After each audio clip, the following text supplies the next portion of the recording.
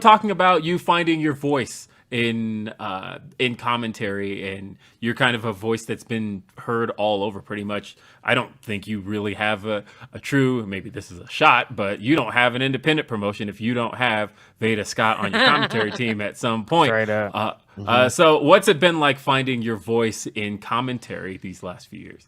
Yeah, well, so like quite literally finding like what voice I'm going to use as a broadcaster, as you all know, is a big thing. Like we don't Hmm. necessarily always sound the exact same depending what situations we're in, both in like real life socially and also at work as a broadcaster.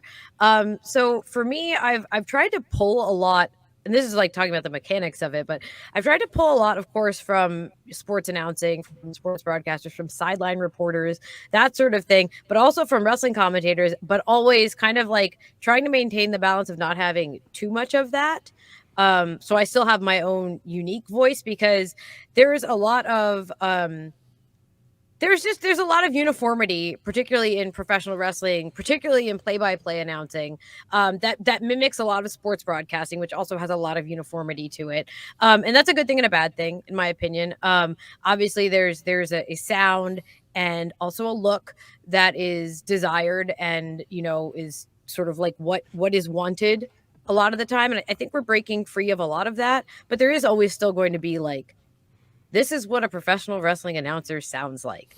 And I don't always sound like that. So I have tried to on like for professional reasons um take in some aspects of people and both in wrestling and not, and broadcasters who I think might be beneficial for me to include aspects of what they do, just from things in terms of vocal inflection to just like how they carry themselves, but also like Hmm. maintain me because I like me, and Right. I don't want to succeed by completely just like putting on someone else's persona, I guess.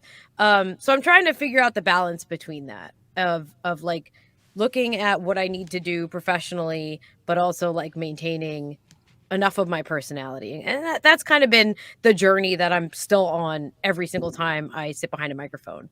Especially now that I used to predominantly do what would be designated as color commentary in professional wrestling. If you're talking about a traditional like two-person team, um, but as time has gone on, particularly as I start to do more and more commentary and learn a lot more mechanical aspects of things and production aspects of things, I've started to lead more and more teams and also be shifted kind of over to the play-by-play side of things a lot more often.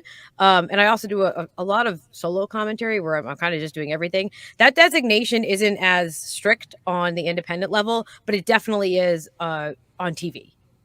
And for me, trying to figure out how I how I am as a play-by-play announcer versus how I am as a color commentator versus how I marry those two together. That's been really interesting. I love doing play-by-play. It's actually my preference. Hmm. And it's been really cool to get put in that position more and more now. Earlier, it was always like, oh, you're a wrestler, you'll do color. But I actually prefer the play-by-play designation. And as I've Right. done more and more broadcast, more and more wrestling announcing, I'm able to kind of like get myself in that position a little bit more. So that's been cool too. What do you think of that transition as far as going from color to play by play? So for me, I've kind of always tried to marry like both aspects. Like I would find myself doing color and end up like starting to shift into play by play anyway, because that's just like Hmm. how my brain works. Um, and I, again, just trying to find balance where, again, on the independents, there's a lot more, like, there's a little bit more casualness around the designations between these positions. Um, Especially in a two-person or three-person booth.